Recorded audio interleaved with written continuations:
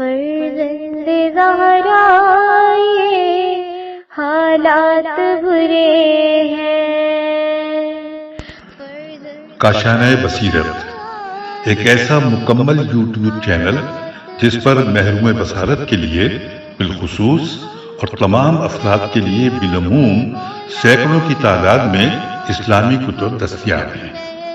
لہذا گزارش ہے کہ آپ اپنی ذمہ داری نبھاتے ہوئے کاشانۂ بصیرت کو سبسکرائب کرنے کے ساتھ ساتھ بیل آئیکن کو پریس کیجیے تاکہ آپ علم کے حصول کے ساتھ ساتھ مذہب اہل بیت کی اشاعت میں بھی اہم کردار ادا کرتے رہیں. کاشانۂ بصیرت. فرزند زہرا یہ حالات برے ہیں. اللہم صلی علی محمد وآل محمد وعجل فرجہم اجمعین. یہ کتاب نرجس خاتون بنت محمد حسین کے ایصال ثواب کے لیے ان کے خاندان کی جانب سے ریکارڈ کی جا رہی ہے. آپ سے گزارش ہے کہ برائے ایصال ثواب نرجس خاتون بنت محمد حسین کے لیے سورہ فاتحہ پڑھ دیجیے. شکریہ. اللہم صلی علی محمد وآل محمد وعجل فرجہم اجمعین. بسم اللہ الرحمن الرحیم. السلام علیکم سامعین. کاشانۂ بصیرت کا یوٹیوب چینل میں سیمی زوار ہم کتاب پڑھ رہے ہیں آداب اہل منبر، اور یہ ہے ریڈنگ کا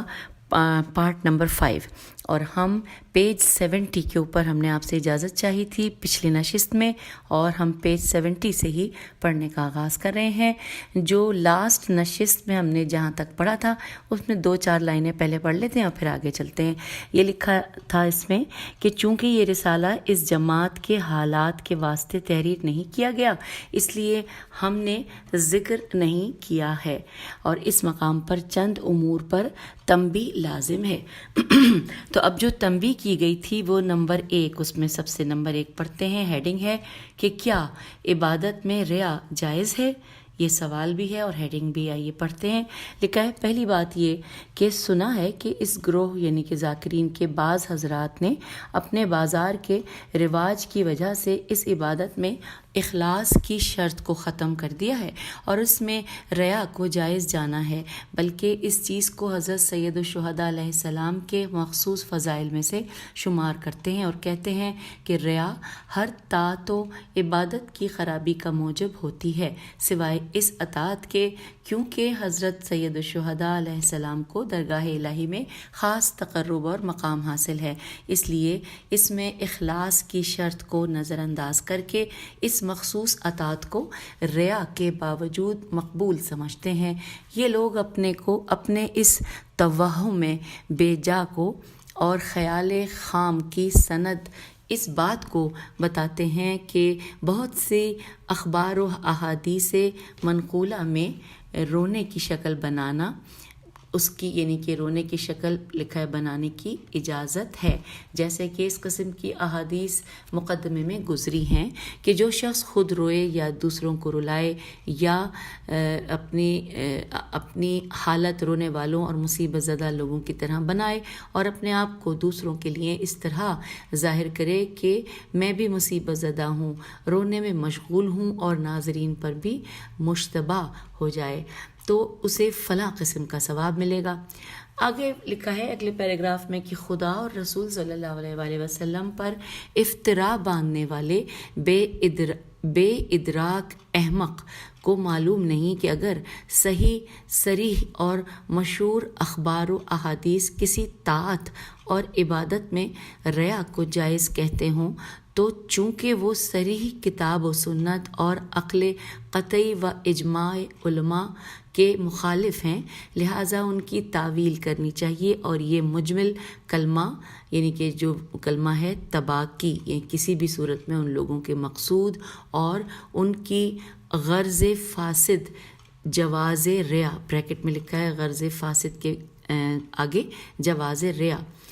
پر نہ ہی دلالت کرتا ہے اور نہ اس کلمے کا اس کے ساتھ کوئی ربط ہے، کیونکہ اس کلمے سے تو ایک بہت ہی اہم مطلب مراد ہے اور تمام فرائض بجا لانے والوں کے لیے از حد ضروری اور شریعت الہیہ کے قانون میں داخل ہے، اور اہل بیت علیہم السلام کے آثار سے مستفاد جی یہ لکھا ہے مستفاد ہوتا ہے کہ آپ حضرات علیہ السلام نے اس نفسانی صفات کی تکمیل کے لیے مقرر فرمایا ہے۔ اگلے پیراگراف میں لکھا ہے کہ اس کی وضاحت کچھ یوں ہے کہ ایسی صفات حمیدہ جیسے رضا و توکل اور زہد و حلم اور ان جیسی دیگر اور صفات جن پر آدمی کی انسانیت موقوف اور معلق ہے، ان میں سے کسی ایک کے حاصل کرنے اور اس صفت کے دل میں مستقر اور ثابت ہونے کے بعد اس آدمی سے ایسے افعال صادر اور آثار ظاہر ہوتے ہیں کہ جن سے اہل دانش اور صاحبان بصیرت جان لیتے ہیں کہ یہ صفت اس آدمی میں پائی جاتی ہے۔ مثلاً زہد کے حقیقی معنی یہ ہیں کہ آدمی صحیح قلب کے ساتھ دنیا سے اعراض کرے، الف عین رے الف زواد کرے، دنیا سے کوئی علاقہ و تعلق نہ رکھے اور دنیا کو اس قابل ہی نہ سمجھے کہ اس سے دل بستگی یا محبت کی جا سکے، نہ ہی اس کے آنے سے خوش اور نہ اس کے جانے سے غمگین۔ جو شخص اس مقام پر فائز ہو جائے گا تو یقیناً وہ دنیا کے حاصل کرنے اور اس کے جمع کرنے میں کسی قسم کی ہرس و رغبت نہ کرے گا، اس کے آنے پر اظہار مسرت نہ کرے گا اور نہ ہی اس کے جانے سے مضطرب و پریشان اور غمگین ہوگا، اور فرمان الہی کی روح سے جس مال کی ادائیگی اس پر واجب ہے جیسے زکوٰۃ و خمس اور اس جیسے دیگر واجبات مالیہ، جس مال کی ادائیگی اس پر مستحب ہے جیسے باقی صدقات اور مستحبات مالیہ لکھا ہے، میم الف لام یہ ہے۔ اس قسم کے اموال کا خداوند عالم کے حکم کی بجا آوری میں دینا اس پر سہل اور آسان ہو جائے گا۔ وہ خداوند عالم کی اطاعت کرتے ہوئے اس قسم کے اعمال کو نہایت خوشی اور رغبت سے بجا لائے گا، کیونکہ زہد کی صورت میں اس کے نزدیک سونا چاندی اور سنگ و خاک یکساں اور برابر ہیں، لہٰذا اس سے اس قسم کی علامات اور آثار کے صادر ہونے سے معلوم کیا جا سکتا ہے کہ وہ حقیقی زہد کا مالک ہے۔ البتہ متوجہ رہنے کی ضرورت ہے کہ اس شخص سے ایسے آثار کے ظاہر ہونے کے لیے اس کا سچے دل سے زاہد ہونا ضروری ہے، لیکن کبھی اس شخص نے بھی ایسے آثار و علامات ظاہر ہوتے ہیں لیکن کبھی اس شخص سے بھی ایسے آثار و علامات ظاہر ہوتے ہیں کہ جس میں زہد قلبی ہوتا ہی نہیں، اور نہ ہی دل میں دنیا سے اعراض الف عین رے الف زواد اعراض کیے ہوتا ہے، بلکہ اس سے نہایت دل بستگی اور محبت رکھتا ہے۔ اس قسم کے لوگوں کی دو قسمیں ہیں، اول یہ کہ ایسے افعال انجام دینے سے ان کی غرض محض خود نمائی، ریا اور لوگوں کے دلوں میں مقام حاصل کرنا ہو کہ میں اس مقام کا حامل اور خدا کا محبوب ہوں، اور وہ اس ظاہری ریائی زہد کو یہ ناچیز دنیا حاصل کرنے کے لیے ذریعہ بناتا ہو۔ یہ فعل وہی شرک خفی ہے جس سے اجتناب و احتراز کیا جا چاہیے۔ الف ہے تیرے الف زے، تو احتراز کرنا چاہیے۔ شریعت میں اس قسم کے فعل کی کوئی اجازت و رخصت نہیں ہے۔ پھر لکھا ہے اگلے پیراگراف میں کہ دوم یہ کہ اگرچہ وہ مذکورہ حیثیت مقام اور خصلت کا حامل نہیں، لیکن ان طریقوں سے اس کے حصول کے لیے کوشاں اور اس کے اکتساب الف کاف تے سین الف بے اس کے اکتساب کا شائق ہے، جو علماء علم اخلاق نے مقرر کیے اور بیان فرمائے ہیں، بلکہ اسے دنیا سے جو محبت اور دلبستگی ہے اس سے متنفر ہے، اور جو میلان و علاقہ وہ دنیا سے رکھتا ہے وہ اسے برا معلوم ہوتا ہے۔ ائمہ معصومین علیہ السلام کے عطا کردہ دستور العمل کی روشنی میں اس خصلت کے حصول کی ایک راہ ان علامات و آثار کو بجا لانا ہے۔ ہر چند ان اعمال کو بجا لانا اس پر سخت گزرے، کیونکہ اگر پسندیدہ صفت قلب میں ثابت و راسخ ہو جائے تو ایسے اعمال کو انجام دینا انسان پر سہل و آسان ہو جاتا ہے، بصورت دیگر اس پر ان اعمال کی انجام دہی سخت گزرتی ہے اور یہ اس سے زحمت کے ساتھ صادر ہوتے ہیں۔ لیکن ان افعال کی انجام دہی میں مشغول ہو جانے اور ان کا عادی ہو جانے کے بعد رفتہ رفتہ یہ اعمال اس حمیدہ صفت کو جذب کر لیتے ہیں اور دل میں سما کر ثابت و راسخ ہو جاتے ہیں، اور یہ آثار اس سے آسانی کے ساتھ سرزد ہونے لگتے ہیں۔ نیکسٹ پیراگراف میں آ گئے ہیں ہم۔ لکھا ہے کہ پس معلوم ہوا کہ جو افعال اس نیک خصلت کے آثار و علائم ہیں، عین لام الف حمزہ میم علائم ہیں، کبھی تو وہ آثار و علائم اس صفت کے قلب میں پائے جانے کی وجہ سے صادر ہوتے ہیں اور وہ نیک خصلت آدمی کو اس قسم کے افعال پر ابھارتی ہے، اور کبھی یہ آثار و علائم اس خصلت سے خالی قلب میں جاگزیں ہونے کا سبب بن جاتے ہیں۔ لہٰذا ان دونوں حالتوں میں یہ افعال ممدوح و مستحسن اور عبادات و قربات خداوندی میں محسوب و مشمول ہوں گے، اور ریا و سما سین میم عین ہے، ریا و سما سے کوسوں دور ہیں، اور یہ بات وجدانی ہونے کے علاوہ صفات مذکورہ کے اہل سے دیکھی اور سنی بھی جاتی ہے اور تجربے اور معائنے میں بھی آتی ہے۔ نیز اخبار اہل بیت علیہم السلام میں بھی اس کی طرف اشارہ ہوا ہے۔ چنانچہ آمدی نے کتاب غرر و درر غین رے واو دال رے غرر و درر میں حضرت امیر المومنین علیہ السلام سے روایت کی ہے کہ آپ صلی اللہ علیہ وآلہ وسلم نے فرمایا کہ اگر تم حلیم نہیں ہو تو حلم کا اظہار کرو، بریکٹ میں ہے کہ یعنی کہ حلم کے آثار و علامات کے مطابق عمل کرو، بریکٹ کلوز، کیونکہ قلیل ہے کہ کوئی شخص اپنے آپ کو کسی قوم کے مشابہ بنائے، مگر قریب ہے کہ وہ اس قوم سے ہو جائے اور اس کا شمار ان میں ہونے لگے، انورٹڈ کاما کلوز۔ حوالہ ہے شرح غرر، شین رہ شرح غرر، جلد نمبر 3 صفحہ نمبر 11۔ آگے چلتے ہیں۔ لکھا ہے کہ نیز اسی کتاب میں جناب امیر المومنین علیہ السلام سے روایت کی گئی ہے کہ آپ علیہ السلام نے فرمایا کہ جو شخص اپنے آپ کو حلم کا پابند نہ کرے تو جیسا کہ کہا گیا کہ حلیم نہ ہو سکے گا، اور حوالہ ہے یہاں پہ شرح غرر جلد نمبر 5 صفحہ نمبر 244۔ پھر آگے چلتے ہیں۔ لکھا ہے کہ اور یہی مضمون زہد کے بارے میں بھی آیا ہے کہ حضور نے تزہد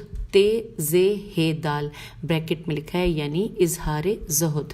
کا حکم اس لیے فرمایا تاکہ حقیقی زہد حاصل ہو جائے۔ اب یہ مقدمہ معلوم ہونے کے بعد ہم کہتے ہیں کہ حضرت ابو عبداللہ الحسین علیہ السلام کے مصائب پر رونا اگرچہ اعضاء و جوارح کے افعال سے ہے اور آنکھوں کا کام ہے، لیکن اس رونے کا سبب قلبی محبت ہے، کیونکہ جو عظیم مصائب خداوند تبارک و تعالیٰ کے ان محبوب یعنی کہ امام حسین علیہ السلام کا نام بریکٹ میں لکھا ہے کہ ان محبوب پر وارد ہوئے ہیں، ان کے تصور سے سوزش دل کی بنا پر قلب جلتا ہے اور یوں آنکھوں سے اشک جاری ہو جاتے ہیں۔ رسول خدا صلی اللہ علیہ وآلہ وسلم نے فرمایا کہ انورٹڈ کاما کے بتحقیق ابو عبداللہ الحسین علیہ السلام کی شہادت کے لیے مومنین کے دلوں میں ایک سوزش اور حرارت ہے جو کبھی ٹھنڈی نہ ہوگی، انورٹڈ کاما کلوز۔ حوالہ ہے مستدرک الوسائل جلد نمبر 10 صفحہ نمبر 318۔ نیز فرمایا کہ مومنین کے دلوں میں حسین علیہ السلام کی محبت پوشیدہ ہے۔ آگے چلتے ہیں، لکھا ہے کہ اور یہ محبت ان مصائب کا علم ہونے پر اس حرارت کا سبب بن جاتی ہے جو رونے کی موجب اور باعث ہوتی ہے، اور بکثرت ایسا ہوتا ہے کہ مومن اس حالت کو چاہتا ہے لیکن اصل محبت کی کمی کی وجہ سے یا اس لیے کہ پردہ شہوات میں اس محبت کو ڈھانپے ہوئے ہوتا ہے، یا ان مصائب کے صحیح طور پر تصور کرنے سے کوئی چیز مانع ہوتی ہے، یا اس احتراق قلب الف ہے تیرے الف قاف احتراق قلب اور دل کی سوزش جس کے بغیر آنسو نہیں نکلتے کہ ان کے علاوہ کچھ اور موانع ہوتے ہیں، میم با الف نون عین موانع ہوتے ہیں، اس لیے وہ اس خیر عظیم سے محروم رہتا ہے، حالانکہ اس کو یہ حالت پسند نہیں آتی اور وہ چاہتا ہے کہ دوسرے لوگوں، یعنی کہ بریکٹ میں لکھا ہے کہ لوگوں جو کہ رونے والوں کی طرح ہو جائے۔ پس ائمہ معصومین علیہ السلام نے اسے تباکی یعنی کہ رونے کی شکل بنانا اس کا دستور العمل دیا ہے کہ اپنے اس قلب ویران کے ساتھ جس کی آبادی چاہتا ہے اپنے آپ کو گریہ کرنے والوں کی حیت و شکل میں ظاہر کرے، اور اس کا اس طرح کرنا سوزش قلب کے آثار و علائم عین سے ہے، عین لام الف حمزہ میم آثار و علائم میں سے ہوگا جو سوزش قلب مصائب سننے کے بعد محبت اہل بیت علیہ السلام کا نتیجہ ہے۔ اگر اس عمل یعنی کہ بریکٹ پہ لکھا ہے تباکی کو مقصود اصلی تک پہنچنے کے قصد سے کرے گا تو مشاب و ماجور ہوگا، میم شین الف بے اور میم الف جیم واو رے، مشاب و ماجور ہوگا، اور اس کے علاوہ اسے دل کی آبادی اور ائمہ معصومین علیہ السلام کی محبت و ولایت کے نور سے دل کے روشن ہونے کا ایک راستہ بھی مل جائے گا۔ اب نیکسٹ پیراگراف میں ہے کہ ہماری اس گفتگو کی موید میم واو یہ دال موید یہ بات بھی ہے کہ رسول اللہ صلی اللہ علیہ وآلہ وسلم اور ائمہ ہدیٰ علیہ السلام نے یہی دستور العمل خوف خدا سے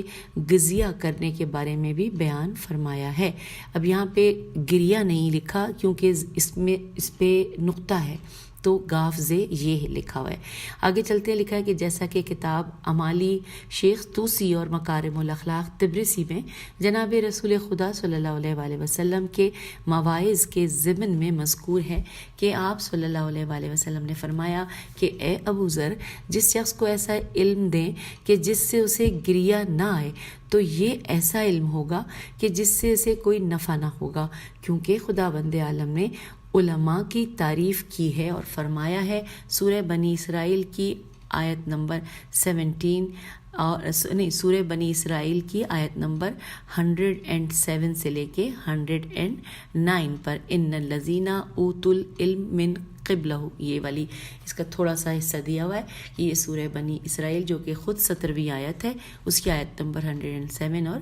سے لے کر 109 تک پڑھیے۔ اس کے بعد لکھا ہے آگے کہ ترجمہ یہاں پہ کہ اے ابو ذر، جو شخص خوف خدا سے رونے کی طاقت رکھتا ہے اسے چاہیے کہ وہ روئے، اور جو طاقت نہیں رکھتا اسے چاہیے کہ وہ حزن و اندوہ کو اپنے دل کا شعار بنائے اور اپنی حالت کو گریہ کرنے والوں کی طرح بنائے، کیونکہ سخت اور قسی دل خدا سے دور ہے۔ سخت اور یہاں پہ قاف سین چھوٹی ہے لکھا ہے، دل خدا سے دور ہے لیکن سنگ دل لوگ نہیں جانتے، انورٹڈ کاما کلوز۔ اب یہاں پہ حوالہ لکھا ہے امالی طوسی جلد 2 صفحہ نمبر 143، مکارم اخلاق صفحہ نمبر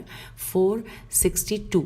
یہ بات مخفی نہ رہے کہ اس کلمہ شریفہ یعنی بریکٹ میں ہے کہ تباکی کا نظیر اور اس کا ہم وزن لفظ تعاون یعنی لطیف بھی ہے، اور شاید یہاں یہی مراد ہو، اور وہ یہ ہے کہ مومنین اپنے کردار و گفتار اور رفتار سے ایک دوسرے کو رلائیں، جس طرح بھائی اور بہنیں اپنے عزیز مہربان ماں باپ کی وفات کے موقع پر ایک جگہ جمع ہو کر اپنے بچھڑے ہوئے عزیز کو یاد کرتے ہیں اور اس کے محاسن و پسندیدہ خصائل اور اس کے احسان و نیک کردار، سخت مصائب اور اس کی تکلیف میں سے جو کچھ کسی کے علم میں ہوتا ہے دوسروں کے لیے بیان کرتے روتے ہیں۔ آہوزاری کرتے ہیں اور اپنے آپ کو تماچے مارتے ہیں. حاصل یہ کہ اس طرح سب کے سب مومنین مصیبت زدہ اور مصائب پڑھنے والے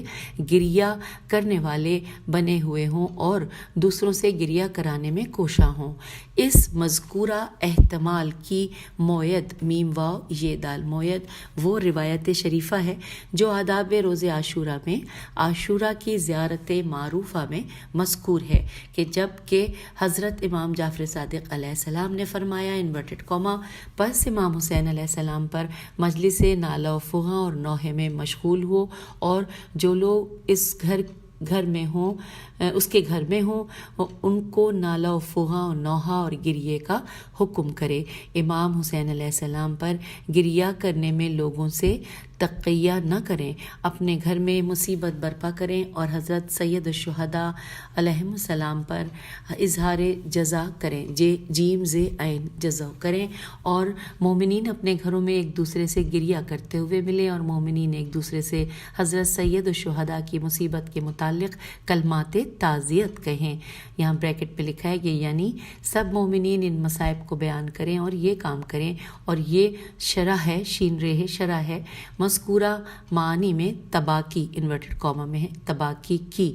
بریکٹ کلوز ہو گیا. پھر یہاں پہ حوالہ ہے مصباح المتہجد صفحہ نمبر 714، کامل الزیارات صفحہ نمبر 174. آئیے آگے چلتے ہیں. بہرحال ممدوح میم دال واو ہے، ممدوح اور محبوب تباکی جو طاعت و عبادات تو الف عین الف تے طاعت و عبادات میں شمار ہوتی ہے، اس میں ریا کا کوئی شائبہ بھی نہیں جو شرک خفی کے اقسام میں سے ہے. سبحان اللہ. حضرت سید الشہداء نے تو ان تمام مصائب کو باری تعالیٰ کی ذات مقدس کی توحید کی اساس پر مبنی احکام کے رواج، اعلی کلمہ حق اور دین مبین کی بنیادوں کو مضبوط کرنے اور ملحدین کی بدعتوں سے دین کی حفاظت کے لیے برداشت کیا تھا. کوئی ذی شعور اور عقل مند آدمی یہ کس طرح خیال کر سکتا ہے کہ سید الشہداء علیہ السلام اس گناہ عظیم یعنی ریا جو کہ شرک ہے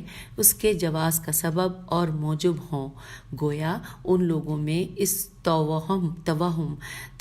فاسد اور شیطانی خیال کے پیدا ہونے کا سبب یہ ہے کہ لوگوں نے ریا اور اس کی قباحت و برائی میں غور و تأمل نہیں کیا، یا زر و سیم یعنی سیم و زر کی حرص و رغبت میں زیادتی نے ان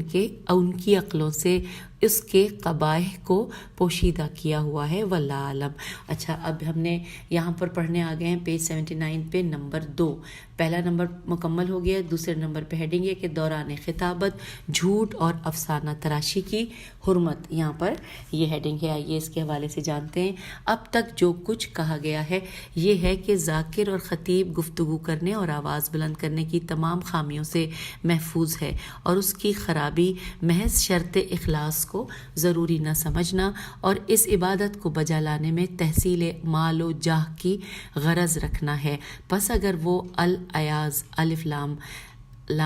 لام عین یہ الف زال،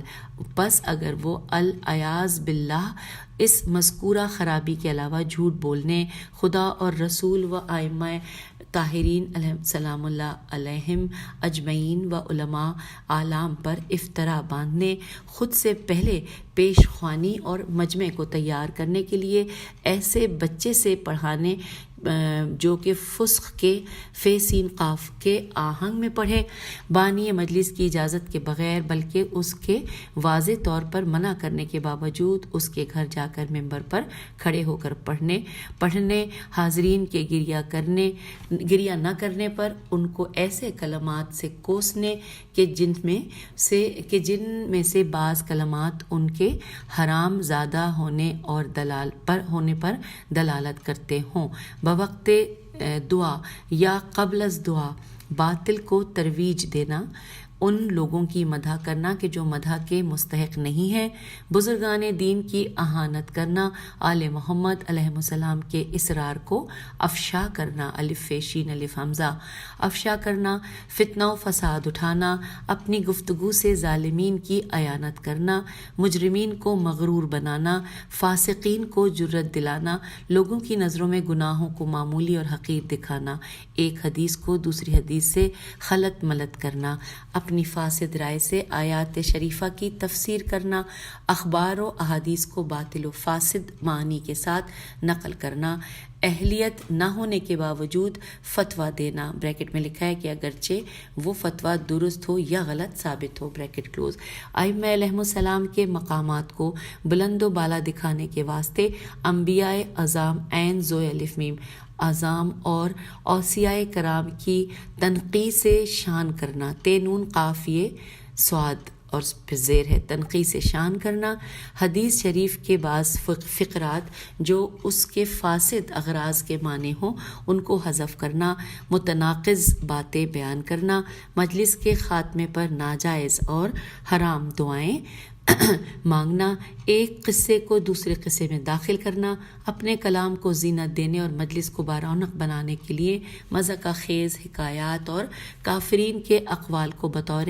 استشہاد بیان کرنا، مطالب منکرہ کے اسبات میں فاسقین و فاجرین کے اشعار پیش کرنا، اصول دین میں شبہات و اعتراضات ذکر کر کے ان کے جوابات نہ دینا یا ان کے دفاع اور جواب کی طاقت نہ رکھنا، ان کے دفاع اور جواب کی طاقت نہ رکھنا، کمزور اعتقاد مسلمان کے سامنے اصول دین کے مرتبہ کو پست اور خراب کرنا، اہل بیت نبوت علیہ السلام کی عصمت و طہارت کے منافی چیزوں کو بیان کرنا، فاسد اغراض کے لیے اپنے بیان کو طول دینا، حاضرین کو نماز کے اوقات فضیلت سے محروم کرنا اور ان جیسے اور مفاسد جن کا احصاء الف ہے سواد الف حمزہ احصاء اور شمار حقیر صاحب کتاب، یہ بریکٹ میں لکھا حقیر کے بعد صاحب کتاب بریکٹ کلوز، حقیر شمار حقیر کی طاقت و قوت سے باہر ہے، اگر وہ اس قسم کی خرابیوں میں مبتلا ہو گیا تو اس کا سبب ذاکر و خطیب کا اصل سرمایہ فیس چند وجوہات کی بنا پر سرمایہ یعنی فیس چند وجوہ کی بنا پر حرام اور اس کے ساتھ کسب کرنا، کاف سین بے کسب کرنا ایسے ہو جائے گا جیسے کوئی لحم خنزیر اور میم یہ تے و مسکر یا غنا کے ساتھ کسب و تجارت کرنا، میم یہ تے میت و مسکر یا غنا کے ساتھ کسب و تجارت کرنا، اور جب اس ذاکری و خطابت سے اس کا قصد حرام ہوگا یعنی مال و جاہ حاصل کرنے کا ارادہ رکھتا ہوگا اور بیان بھی حرام ہوگا یعنی مفاسد مذکورہ کو بیان کرتا ہوگا، لہٰذا اگر اس اعتبار سے مال و دولت جمع کرے گا تو وہ سب کچھ خراب در خراب اور حرام در حرام ہوگا، اور فیس دینے والے بانی مجلس کی طرف سے بھی مشغول الذمہ بریکٹ میں لکھا ہے مقروض رہے گا۔ آئیے آگے پڑھتے ہیں، لکھا ہے بلکہ اگر کوئی ذاکر و خطیب اس فن میں اتنی وجاہت و ریاست رکھنے لگے کہ دوسرے ذاکر اس کی اقتداء کرنے لگیں اور اس سے غلط مضامین کو یاد کر کے ان کو اسی کے طریقے پر بیان کرنے لگیں تو ان تمام خطیبوں اور ذاکروں کے مفاسد اور خرابیوں میں اور جن لوگوں نے ان سے مضامین کو یاد کیا ہے یوم محشر تک ان تمام کی خرابیوں میں بھی ان کا شریک کے پیہم اور حصے دار ہوتا رہے گا، اور جو کچھ وہ لوگ اس سے سیکھ کر یاد کرتے رہیں گے وہ سب کچھ فرشتے اس کے نامہ اعمال میں لکھتے رہیں گے، اور متعدد روایات کے مطابق اس ذاکر و خطیب سے سیکھ کر بیان کرنے والے لوگوں کے گناہوں سے بھی کچھ کمی نہ کی جائے گی، جیسے کہ ائمہ معصومین علیہم السلام نے فرمایا انورٹڈ کاما کہ جو شخص کسی برے طریقے کی داغ بیل ڈالے پس جو لوگ اس پر عمل کریں گے بغیر اس کے کہ ان لوگوں کے گناہوں میں کچھ کمی کی جائے ان تمام کا گناہ اس داغ بیل ڈالنے والے پر بھی ہوگا۔ حوالہ ہے اختصاص مفید الف خ ت صاد الف صاد، اختصاص مفید صفحہ 251، نیز بہار الانوار جلد نمبر 71 صفحہ 258۔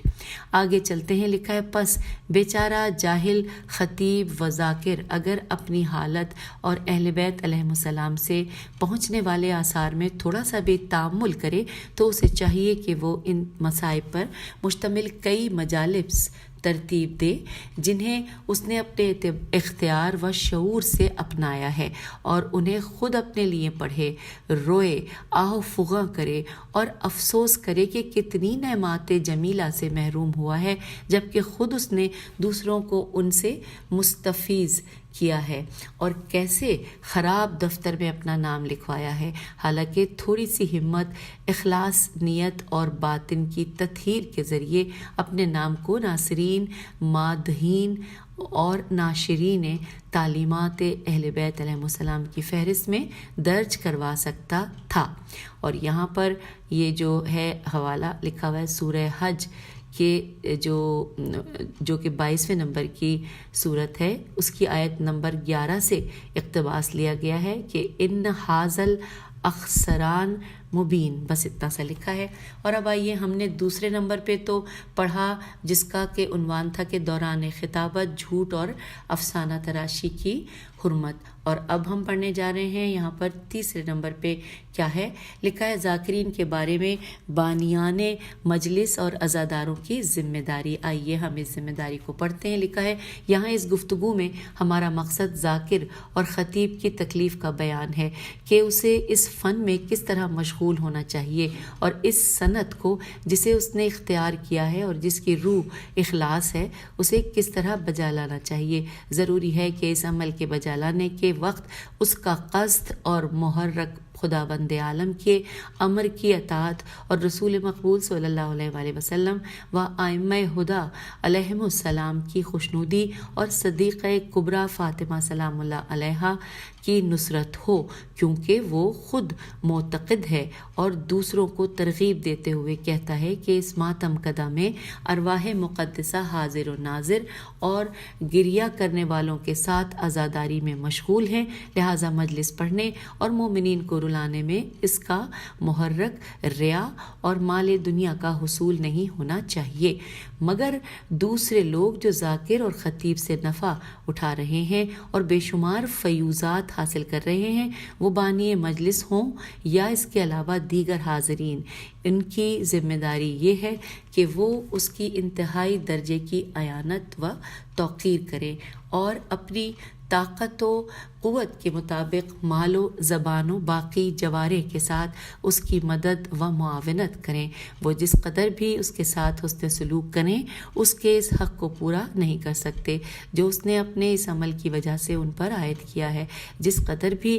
اسے متاع دنیا میں سے دیں گے یا اس کی تعظیم و توقیر بجا لائیں گے، ان کی یہ تمام کوششیں ان ہزارہا بہشتی لباسوں کی ایک تار اور دھاگے کے برابر نہیں ہو سکتی جو انہوں نے اس کی بدولت حاصل کیے ہیں۔ پس جو کچھ انہوں نے دیا ہے اسے قلیل سمجھیں، اور جو کچھ اس کی توقیر و تعظیم بجا لائے ہیں کم ہے، اور یہ مطلب گزشتہ بدیہی مقدمات کے موافق اور ائمہ طاہرین علیہ السلام کی اس پسندیدہ سیرت کے مطابق ہے کہ جو معصومین علیہ السلام نے ان ذاکرین کے گروہ اور ان جیسے معلمین قرآن اور مدح کرنے والوں سے برتی ہے۔ شیخ جلیل ابن شہر آشوب سے اپنی مناقب میں روایت کرتے ہیں کہ منصور نے حضرت امام موسیٰ بن جعفر علیہ السلام کی خدمت میں پیغام بھیجا کہ آپ نوروز کے دن ایک مخصوص مقام پر تشریف رکھیں تاکہ لوگ آپ کو تہنیت و مبارکباد پیش کریں۔ بریکٹ میں لکھا ہے کہ ظاہراً اس سے اس کی غرض یہ تھی کہ آپ علیہ السلام اس جبار کی نیابت میں بیٹھیں، بریکٹ کلوز، اور لوگوں کی طرف سے پیش کیے جانے والے تحفے اور ہدیے وصول کریں۔ حضرت علیہ السلام نے فرمایا کہ میں نے اپنے جد رسول خدا صلی اللہ علیہ وآلہ وسلم کی احادیث و اخبار میں اسے تلاش کیا، لیکن اس عید کے بارے میں کوئی خبر نہیں پائی۔ یہ ایرانیوں کی سنت ہے، اسے اسلام نے محو کر دیا ہے، اور معاذ اللہ کہ جس چیز کو اسلام نے ختم کیا ہے اور میں ختم کیا ہے، میں اسے زندہ کروں؟ منصور نے کہا کہ میں یہ کام لشکر کی سیاست کی وجہ سے کر رہا ہوں، آپ کو خدا بند عظیم کی قسم دیتا ہوں کہ تشریف فرمائیے۔ پس حضرت تشریف فرما ہوئے اور ملوک و امراء اور عساکر آپ علیہ السلام کی خدمت میں شرف یاب ہوتے، تہنیت کہتے اور اپنے اپنے تحائف و ہدایا حضرت علیہ السلام کی خدمت میں پیش کرتے۔ منصور کا ایک خادم حضرت علیہ السلام کے پیچھے کھڑا ان اموال کو نوٹ کرتا جاتا تھا۔ آخر میں ایک بوڑھا مرد داخل ہوا اور اس نے عرض کی، اے دختر رسول صلی اللہ علیہ وآلہ وسلم کے بیٹے، میں ایک فقیر آدمی ہوں، میرے پاس کوئی ایسا مال نہیں جسے آپ علیہ السلام کی خدمت میں تحفہ کروں، لیکن آپ علیہ السلام کی خدمت میں میرا ہدیہ یہ 3 اشعار ہیں جو میرے دادا نے آپ علیہ السلام کے جد بزرگوار حسین ابن علی علیہ السلام کی شان میں کہے ہیں۔ آئیے ان اشعار کا ترجمہ پڑھ لیتے ہیں کہ اس چمکتی تلوار پر تعجب ہے جس کی تیز دھار اس روز آپ پر پڑی جس دن غبار جنگ نے اٹھ کر آپ کو چھپایا ہوا تھا۔ اگلے شعر کا ترجمہ کہ اور تعجب ہے ان تیروں پر کہ جو مخدرات عصمت کی نگاہوں کے سامنے آپ کے جسم اطہر میں پیوست ہوئے، وہ مخدرات عصمت آپ کے نانا کو پکارتی تھیں جبکہ کثرت سے ان کے آنسو بہ رہے تھے۔ تیسرے شعر کا مطلب، ہائے